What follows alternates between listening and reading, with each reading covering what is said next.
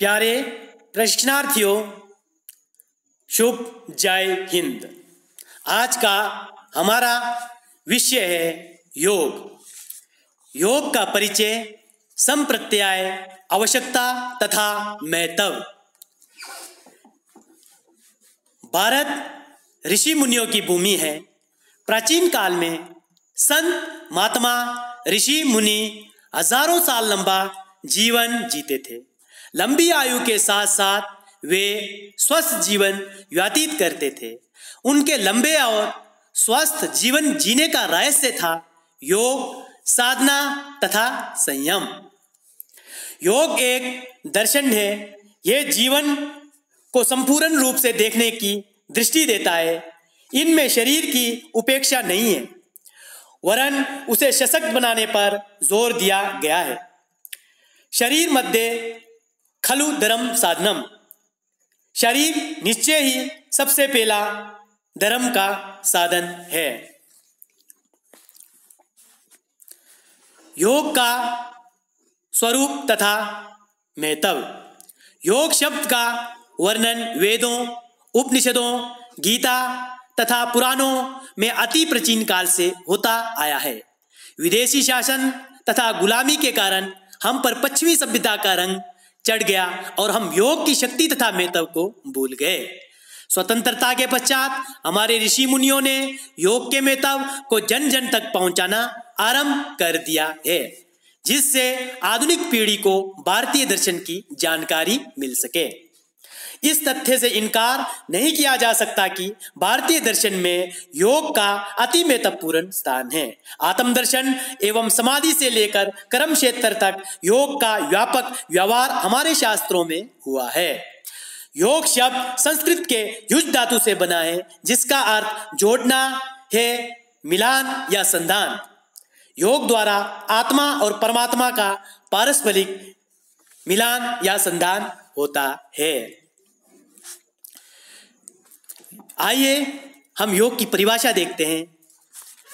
योग के संबंध में विभिन्न विद्वानों ने समय समय पर अपने विचार, अपने दृष्टिकोण के अनुसार परिभाषाएं दी है। कहते भी हैं नेको मुनिजस्य मतम प्रमाणम, जिनसे योग के संबंध में धारणा और भी स्पष्ट हो जाती है। महर्षि व्यास योग का अर्थ समाधि बताते हैं, तो वहीं योग दर्शन के धुरंधर वक्ता तथा मूर्धन्य साधक योग के उपदेष्टा महर्षि पतंजलि मुनि के अनुसार योग चित्तवृत्ति निरोधा, चित्तवृत्ति निरोधा इति योगा। मन की वृत्तियों को रोकना योग है, अर्थात चित्त की चंचलता का दमन ही योग है। महर्षि याज्ञवल्क्य के अनुसार जीवात्मा तथा परमात्मा के मिलन का नाम ही योग है। वहीं भगवत गीता में भगवान श्री कृष्ण ने कहा है योग कर्मसु कौशलम, अर्थात प्रत्येक कार्य को कुशलता पूर्वक करना ही योग है। योग का महत्व, शारीरिक महत्व। नंबर 1 हम ध्यान देते हैं, जिस प्रकार योग की क्रियाएं, आसन, प्राणायाम करने से शरीर के ऊपर क्या क्या प्रभाव पड़ता है। तो प्राणायाम से फेफड़ों के फैलने तथा सिकुड़ने की शक्ति में वृद्धि होती है, जिससे अधिक ऑक्सीजन अंदर जाती है। परिणाम स्वरूप रक्त संचार तथा रक्त शुद्धि का जो कार्य जो होता है वह बहुत ही शानदार और अच्छी तरह से होता है। दूसरी बात, यौगिक क्रिया से श्वास क्रिया को नियंत्रित करके श्वास को स्थिर तथा शांत रखने में सहायता मिलती है। इससे हृदय की गति को स्वाभाविक बनाने में मदद मिलती है। योगासनों के करने से शरीर लचीला बनता है, इससे शरीर में स्फूर्ति आ जाती है। आगे देखते हैं हम मानसिक महत्व। कहा जाता है तन स्वस्थ तो मन स्वस्थ। योग से शरीर सुंदर तथा बलिष्ठ बनता है। शारीरिक शक्ति के कारण सबल तथा सशक्त मस्तिष्क का प्रादुर्भाव स्वतः ही बनता है। योग से तन सुंदर बनता है तथा मन सुंदर बनता है और मन में कोमल भावनाएं जागृत होती है। मन में संतोष उत्पन्न होता है तथा तनाव से मुक्ति मिलती है। यौगिक क्रियाओं से मन की चंचलता पर अंकुश लगता है। यौगिक क्रियाओं से मन का मेल साफ होता है।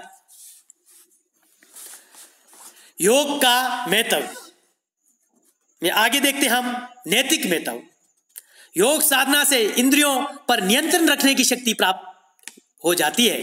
परिणाम स्वरूप व्यक्ति विषय वासनाओं का दास ना होकर उनका स्वामी बन जाता है। ये रूप, रस, गंध, स्पर्श तथा शब्द के मोह जाल से दूर रहने में सफल हो जाता है तथा पथभ्रष्ट होने से बच जाता है। व्यक्ति को नैतिक बनने में आहार का भी बहुत योगदान होता है। योग से व्यक्ति का भोजन तथा भोजन संबंधी आदतें काफी सात्विक तथा नियंत्रित होती है। उसके आचार विचार में बहुत अधिक सादगी, सात्विकता तथा अच्छाइयां आ जाती है।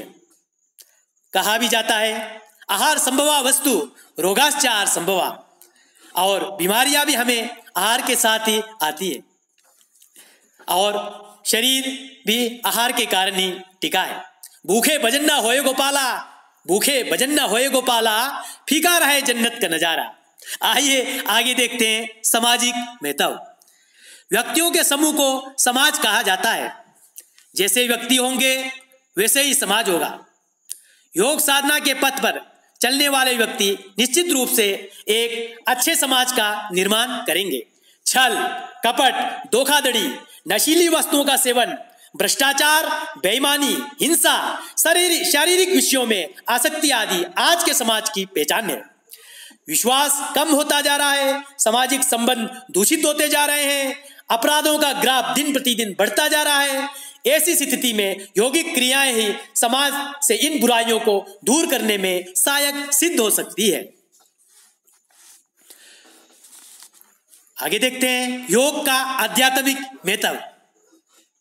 भारतीय दर्शन के अनुसार व्यक्ति के दो शरीर हैं, स्थूल तथा सूक्ष्म। यौगिक साधना शारीरिक तथा मानसिक शक्तियों से परे अति सूक्ष्म तथा सुप्त दैविक तथा अलौकिक शक्तियों के जागरण में मददगार होती है। योग के विभिन्न क्रियाओं तथा आसनों द्वारा आत्मा परमात्मा के मिलन संबंधी विभिन्न उपायों से परिचित होता है तथा उन पर चलने का अवसर भी प्राप्त होता है। तो इसी के साथ आज का हमारा योग के ऊपर व्याख्यान जो है यहीं समाप्त करते हैं। आशा है कि इन योग के महान विचारों से आप आगे चलकर अपने जीवन में सफल होंगे। जय हिंद, धन्यवाद।